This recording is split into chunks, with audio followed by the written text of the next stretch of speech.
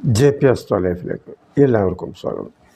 ഇന്ന് നിങ്ങളുമായി പങ്കുവയ്ക്കുന്നത് വാസ്തുശാസ്ത്രപരമായ ചില കാര്യങ്ങളാണ്. അതെന്താണെന്ന് ചോദിച്ചാൽ, പലരും വീടിൻ്റെ അളവ് ശരിയല്ല, അത് കുറേ പൊളിച്ചു പണിയണമെന്ന് പറഞ്ഞു, അല്ലെങ്കിൽ താമസിക്കാൻ കൊള്ളില്ല എന്ന് പറഞ്ഞു. അങ്ങനെ ഒരുപാട് പേരുടെ സാമ്പത്തികമായിട്ട് വലിയ പ്രശ്നങ്ങളൊക്കെ ഉണ്ടായ ചില സംഭവങ്ങളുണ്ട്. പലതും പൊളിച്ച് അവസാനം പിന്നെ ഒന്നും ചെയ്യാൻ പറ്റാതെ ഒന്നും പഴയ വീടൊക്കെ ആയിരിക്കും. അപ്പോൾ അതിൻ്റെ ഏതെങ്കിലുമൊക്കെ ഭാഗം പൊളിക്കുമ്പോൾ പൊതുവേ ബലക്ഷയം വരും. അപ്പോൾ അങ്ങനെയൊക്കെയുള്ള കാര്യങ്ങളൊക്കെ വന്നിട്ട് പിന്നെ ചിലരോടൊക്കെ ചോദിക്കുമ്പോൾ അതിന് അത്ര വലിയ പ്രശ്നമൊന്നുമില്ല, എന്തിനാണ് പൊളിച്ചത്, ഇങ്ങനെയൊക്കെയുള്ള ചില കാര്യങ്ങളൊക്കെ വരുമ്പോൾ പൊതുവേ ഇത്തരം കാര്യങ്ങളിൽ, അതായത് കണക്കിനെ സംബന്ധിച്ച കാര്യങ്ങളിൽ പലപ്പോഴും പല വ്യത്യാസങ്ങളും പ്രശ്നങ്ങളും അഭിപ്രായം, കണക്ക് ശരിയല്ല, ഇത് പൊളിക്കണമെന്ന് പറയുന്നു. ഇപ്പോൾ വേറെ ആൾ വന്ന് നോക്കുമ്പോൾ ഇത് അത്ര വലിയ പ്രശ്നമൊന്നുമില്ല എന്ന് പറയുന്നു, എന്തിനാണ് പൊളിക്കുന്നത് ചോദിക്കുന്നു. ആകെപ്പാടെ കൺഫ്യൂഷൻ.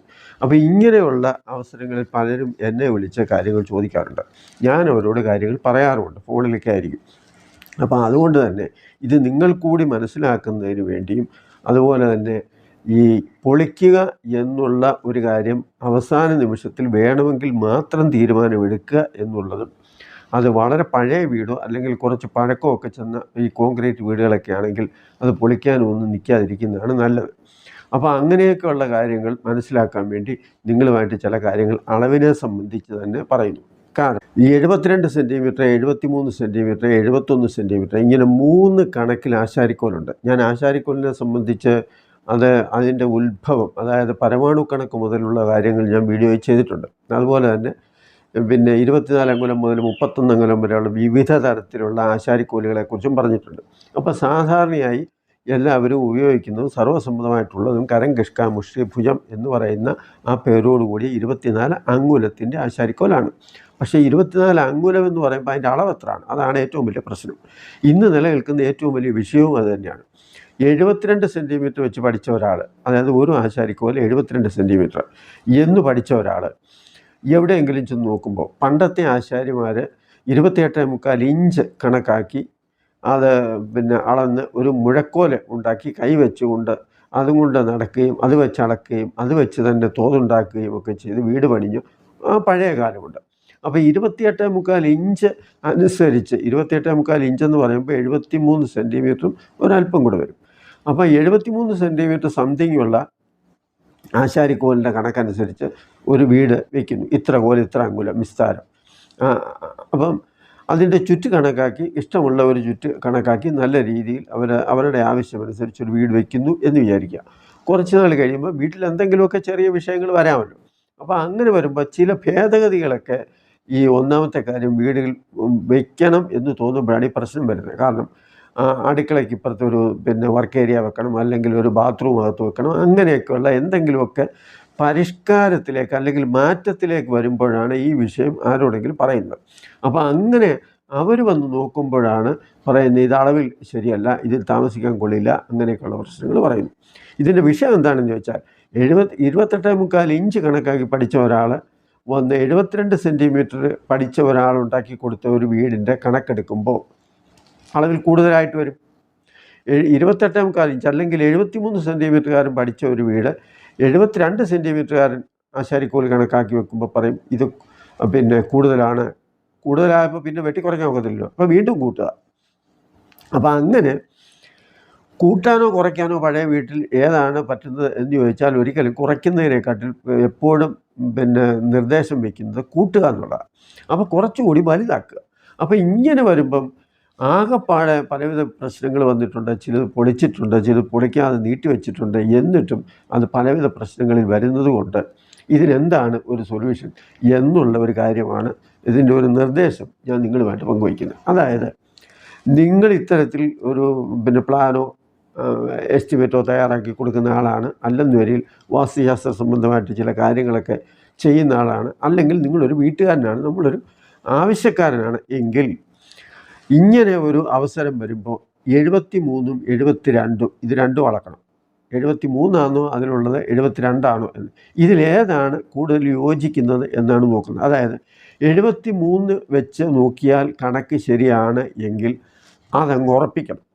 അതല്ല 72 വെച്ച് നോക്കുമ്പോഴാണ് കണക്ക് ശരിയാകുന്നതെങ്കിൽ അതും ഉറപ്പിക്കണം. കാരണം ഇത് രണ്ടും തെറ്റല്ല. എന്താണ് ഇതിൻ്റെ പ്രശ്നമെന്ന് ചോദിച്ചാൽ കൃത്യമായ ഒരളവ് ആശാരിക്കോലിന് പറഞ്ഞിട്ടേ ഇല്ല എന്നുള്ളതാണ്. ആദ്യകാലത്ത് പിന്നെ ധാന്യങ്ങളുടെ വലിപ്പം അനുസരിച്ചും അത് ഓരോ ഇപ്പം കോഴിക്കോട്ട്, കണ്ണൂർ ആ ഭാഗത്തുണ്ടാകുന്ന നെല്ലിൻ്റെ അളവനുസരിച്ചായിരിക്കത്തില്ല വേറൊരു സ്ഥലത്തുണ്ടാകുന്നത്. അത് മണ്ണിൻ്റെ ഫലപുഷ്ടി അനുസരിച്ച് ധാന്യങ്ങളുടെ വലിപ്പത്തിൽ വ്യത്യാസം വരും. അപ്പോൾ ഇതിന് കൃത്യമായ ഒരു മെഷർമെൻറ്റ് ഇല്ലായിരുന്നു എന്നുള്ളത് സത്യമാണ്.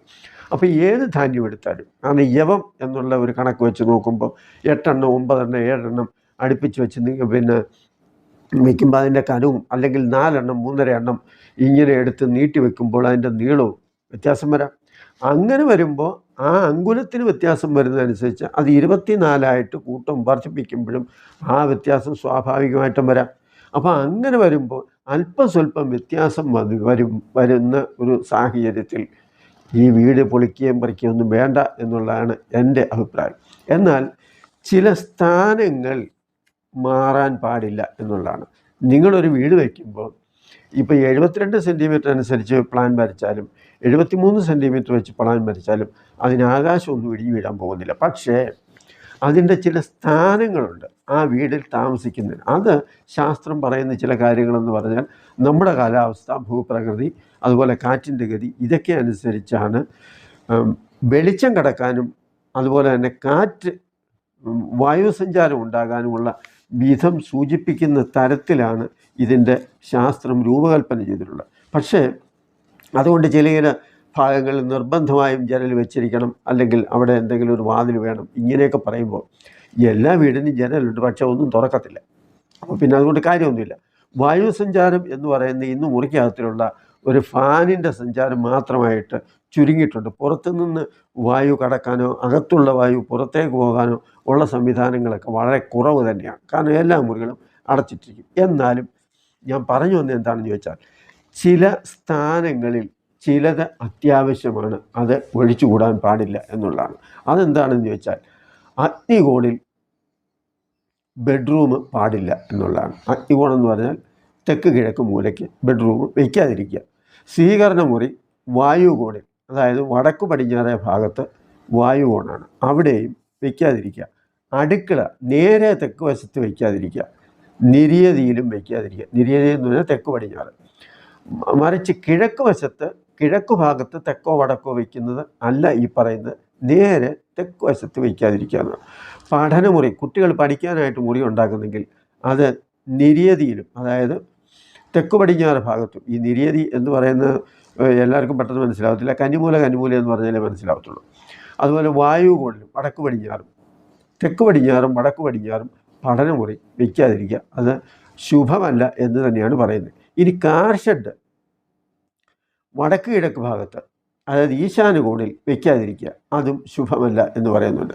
ഇനി കൊള്ളാവുന്ന ഭാഗങ്ങൾ ഏതൊക്കെയാണെന്ന് ചോദിച്ചാൽ പൂജാമുറി വടക്കോ കിഴക്കോ, വടക്കു കിഴക്ക് ഭാഗത്തോ പൂജാമുറി വയ്ക്കുന്നതിന് കുഴപ്പമൊന്നുമില്ല. ഇനി കാർ ഷെഡ് വയ്ക്കുന്ന കാര്യം, എല്ലാ വീടിനും ഇപ്പോൾ കാർ ഷെഡുണ്ടല്ലോ. കിഴക്ക് ദർശനമായ വീടാണെങ്കിൽ അഗ്നികോണിൽ, അതായത് തെക്ക് കിഴക്ക് മാറി വീടിനോട് ചേർത്ത് കാർ ഷെഡ് പണിയുന്നതുകൊണ്ട് കുഴപ്പമൊന്നുമില്ല. പടിഞ്ഞാറോട്ടാണ് ദർശനമെങ്കിൽ വായുകോണിൽ, അതായത് വടക്ക് പടിഞ്ഞാറ് ഭാഗത്ത് കാർ ഷെഡ് വയ്ക്കാം, കുഴപ്പമൊന്നുമില്ല. വടക്ക് ദർശനമുള്ള വീട്, വടക്കോട്ടാണ് ഓപ്പണിംഗ് എന്ന് വരികിൽ അതും ഇതുപോലെ തന്നെ വടക്ക് പടിഞ്ഞാറ് ഭാഗത്തായിട്ട് കാർ ഷെഡ് വയ്ക്കാം. ഇനി തെക്ക് ദർശനമുള്ള വീടാണെങ്കിൽ തെക്കോട്ടാണ് ദർശനം എന്ന് വരികിൽ തെക്ക് പടിഞ്ഞാറേ ഭാഗത്ത് വയ്ക്കാതിരിക്കുക. ഈ തെക്ക് വശത്ത് കിഴക്കും പടിഞ്ഞാറും അതുപോലെ വടക്ക് കിഴക്കും അതിന് ഉത്തമ സ്ഥാനങ്ങളല്ലാത്തത് കൊണ്ട് തന്നെ തെക്ക് ദർശനമുള്ള വീടിൻ്റെ വായുകോൺ, അതായത് വടക്ക് പടിഞ്ഞാറ് ഭാഗത്തായിട്ട് കാർ ഷെഡ് വയ്ക്കുന്നതാണ് ഏറ്റവും നല്ലത്. ഇനി എല്ലാ വീടിനും ഇപ്പോൾ ബാൽക്കണിയുണ്ട്. അങ്ങനെ ബാൽക്കണി നിങ്ങൾ വയ്ക്കാൻ ഉദ്ദേശിക്കുന്നെങ്കിൽ വടക്കോ കിഴക്കോ ഭാഗത്തായിട്ട് അത് കേന്ദ്രീകരിക്കുക, അതുകൊണ്ട് കുഴപ്പമൊന്നുമില്ല. അപ്പം ഇങ്ങനെ നമ്മൾ ഓരോ കാര്യങ്ങൾ, അത്യാവശ്യം വേണ്ടുന്ന കാര്യങ്ങൾ ആലോചിച്ച് അതനുസരിച്ച് നമ്മളൊരു തീരുമാനം എടുക്കുമ്പോൾ അതിൽ വലിയ പ്രശ്നങ്ങളൊന്നും ഇല്ലാതെ തന്നെ നമുക്ക് മുന്നോട്ട് പോകാം. അതുപോലെ ഓരോ വീടിനും മൂലയോട് മൂല ചേർത്ത് ഓരോ ലൈനിടുകയും അതുപോലെ തന്നെ മധ്യഭാഗത്തൂടെ നെടുകയും കുറുകയും ഓരോ വരയിടുകയും ചെയ്യുമ്പം ഇതിന് യമസൂത്രമൊന്നും കർണസൂത്രമൊന്നും മൃത്യുസൂത്രമൊന്നും ഇങ്ങനെയൊക്കെ പറയും. ഈ ലൈനുകളൊക്കെ ശ്രദ്ധിക്കുക എന്നുള്ള ഒരു പ്രധാന കാര്യമുണ്ട്. പ്രത്യേകിച്ച് കിഴക്കോട്ട് ദർശനമുള്ള വീടിനോ പടിഞ്ഞാറോട്ട് ദർശനമുള്ള വീടിനോ, പ്രത്യേകിച്ച് കിഴക്കോട്ട് ദർശനമുള്ള വീടിന് ബ്രഹ്മസൂത്രം എന്ന് പറയും, മധ്യഭാഗത്തുകൂടി ഒരു ലൈൻ നേരെ വീടിൻ്റെ കിഴക്കേറ്റം മുതൽ പടിഞ്ഞാറേറ്റം വരെ പോകും. ആ ഭാഗത്ത് കൊണ്ടൊന്നും ഭിത്തി വയ്ക്കാതിരിക്കുക. അത് ഉള്ളിലേക്ക് പോകുന്നതോറും കട്ടളയോ അല്ലെങ്കിൽ അങ്ങനെയുള്ള എന്തെങ്കിലുമൊക്കെ സാധനങ്ങൾ വെച്ചിട്ട് നമ്മുടെ വീടിൻ്റെ അതെല്ലാം ഓപ്പണായിട്ട് വലിയ ഹാളാണെങ്കിൽ അതങ്ങനെ തന്നെ ഇടുക. എന്നിട്ട് അങ്ങേയറ്റം എവിടെയാണോ പുറത്തേക്കുള്ള ഭാഗം അവിടെ ഒരു ജനലും വയ്ക്കുക. അതുപോലെ തന്നെയാണ് തെക്ക് വടക്കോട്ടുള്ള കാര്യങ്ങൾ, തെക്കോട്ടോ വടക്കോട്ടോ വീടിന് ദർശനമുള്ള വീടിൻ്റെയും കാര്യങ്ങൾ. അപ്പോൾ ഇങ്ങനെ ഉള്ള കാര്യങ്ങളൊക്കെ നമ്മൾ ശ്രദ്ധിച്ച് കുറേ കാര്യങ്ങളൊക്കെ ശ്രദ്ധിച്ചാൽ അതിന് വലിയ പ്രശ്നങ്ങളൊന്നുമില്ല. പിന്നെ ഈ പട്ടിക്കൂട് കിളിക്കൂട് ഇങ്ങനെയൊക്കെ ഉള്ളത് കൊണ്ടുവന്ന് ആവശ്യമില്ലാത്തടത്തൊന്നും വയ്ക്കാതിരിക്കുന്നതാണ് നല്ലത്.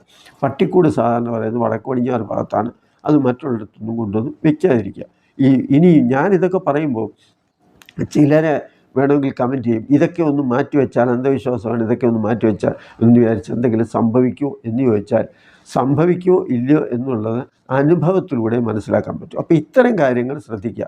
ഒരുപാട് ഇടിച്ചു പണികളോ പൊളിച്ചു പണികളോ ഒന്നും വെക്കാതെ ഇരിക്കുക. പിന്നെ വേറൊരു കാര്യമുണ്ട്, ചില നിർദ്ദേശങ്ങൾ ഫുങ്ഷെ എന്നൊക്കെ പറഞ്ഞുകൊണ്ട് അത് ചൈനക്കാരുടെ സാധനമാണ്. കാരണം അത് നമ്മുടെ ഭൂപ്രകൃതിയായിട്ടും കാലാവസ്ഥയുമായിട്ടും ഒന്നും അതിന് യാതൊരു ബന്ധവുമില്ല. കാരണം തെക്ക് പടിഞ്ഞാറേ മൂലയ്ക്കും അവർക്ക് 8 കോണിലേക്കും വീട് വയ്ക്കാം എന്നുള്ളതാണ്. ആ ഏത് ദിക്കിലേക്കാണ് വീട് നിൽക്കുന്നത് എന്നുള്ളതിന് ഒരു വിഷയവുമില്ല. അത് എങ്ങനെ വേണമെങ്കിലും വീട് വെച്ച് താമസിക്കുന്നതിന് അവരനുവദിക്കുന്നില്ല. എന്നാൽ നമുക്കങ്ങനെയല്ല. തെക്കോട്ടോ വടക്കോട്ടോ കിഴക്കോട്ടോ പടിഞ്ഞാട്ടോ ഏതെങ്കിലും 4 ദിക്കിലേക്ക് വരുന്ന രീതിയിൽ കഴിയുന്നതും ചതുരമായിട്ട് തന്നെ, ദീർഘചതുരമായാലും പിന്നെ എങ്ങനെയുള്ള ചതുരമായാലും അത് ചതുരമായിട്ട് തന്നെ വീട് വയ്ക്കണം എന്നുള്ളതും ഒരു പ്രത്യേകിച്ചും ഒരു നിർബന്ധമുള്ള കാര്യമാണ്. എന്നാൽ ചതുരമല്ലാതെ വെച്ചുകൂടെ എന്ന് ചോദിച്ചാൽ 20 തരത്തിൽ ക്ഷേത്രങ്ങളെ പണിയാം. അത് 4 കോണായിട്ട്, 8 കോണായിട്ട്, വൃത്തമായിട്ട്, ചതുരമായിട്ട്, അതുപോലെ തന്നെ തട്ടുകളായിട്ട്, നിലകളായിട്ട്, ഇങ്ങനെയൊക്കെ ഒരുപാട് വിധങ്ങൾ പറയുന്നുണ്ട്. പക്ഷേ വീടിനെ സംബന്ധിച്ച് അത്ര വലിയ കാര്യങ്ങളൊന്നും പറയുന്നില്ല. 2, 3, 4 നിലയൊക്കെ വയ്ക്കാം, അതുകൊണ്ടുള്ള പ്രശ്നമല്ല പറഞ്ഞത്. അപ്പോൾ ഇതൊക്കെ നമ്മളൊന്ന് ശ്രദ്ധിച്ച് അത്യാവശ്യം വാസ്തുവിൻ്റെ കാര്യങ്ങളൊക്കെ നമ്മൾ സ്വന്തമായിട്ടൊന്ന് മനസ്സിലാക്കിയിരുന്നാൽ ഇത് വളരെയേറെ ഉപകാരമാണ് എന്നുള്ളതാണ്. വെറുതെ ഇടിച്ചു പൊളിച്ച് പിന്നെ ഒരു വീട് നശിപ്പിക്കുകയും പേടിക്കുകയും വേണം. പിന്നെ മറ്റൊരു കാര്യം, പ്രധാനപ്പെട്ട ഒരു കാര്യം എന്താണെന്ന് ചോദിച്ചാൽ, എങ്ങനെ വെച്ചാലും നിങ്ങളൊന്നും നോക്കാതെ ഒരു വീട് വെച്ചാലും നിങ്ങളുടെ ജാതകപ്രകാരം നിങ്ങളുടെ സമയം നല്ലതാണ് എങ്കിൽ ആ വീട്ടിൽ ഒരു 3 വർഷത്തേക്കോ 6 വർഷത്തേക്കോ ഒന്നും സംഭവിക്കില്ല എന്നുള്ളതാണ്. എന്നാൽ സമയം മോശമായിട്ടിരിക്കുന്ന ഒരു സാഹചര്യമാണ് ജാതകവശാൽ നിങ്ങൾക്കും നിങ്ങളുടെ ഭാര്യയ്ക്കോ കുട്ടികൾക്കോ മോശ സമയമാണ് എങ്കിൽ ഇതൊന്നും നോക്കാതെ പിന്നെ താമസിക്കാൻ കൊള്ളരാത്ത, അതായത് ശാസ്ത്രവിരുദ്ധമായ ഒരു വീട് വെച്ചാണ് താമസിക്കുന്നത് എങ്കിൽ 3 വർഷം ചിലപ്പോൾ അങ്ങ് പോയെന്നിരിക്കും. എന്തായാലും 3 വർഷത്തിനുള്ളിൽ തന്നെ അതിൻ്റെ ലക്ഷണങ്ങൾ കണ്ടു തുടങ്ങും എന്നുള്ളതാണ്.